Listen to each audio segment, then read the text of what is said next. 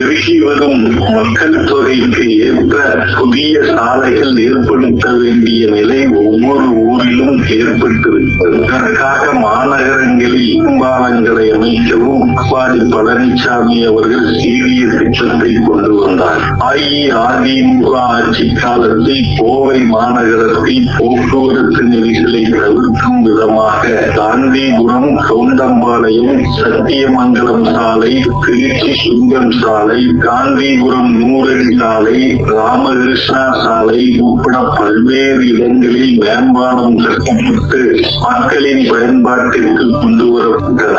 8 kilometre நீளத்திற்கு அவிநாசி சாலையில் மேம்பாலம் அமைக்க அடிக்கல் நாட்டப்பட்டு திட்டம் துவங்கி கொண்டிருந்த நிலையில் ஆட்சி மாற்றம் ஏற்பட்டது. இப்போது அந்த திட்டம் நிறைவடையும் நிலைக்கு வந்து நினைக்கிறேன். ஈரோட்டிலும் ஒரு மேம்பாலம் இவரது ஆட்சி காலத்தில் கட்டி முடிக்கப்பட்டது.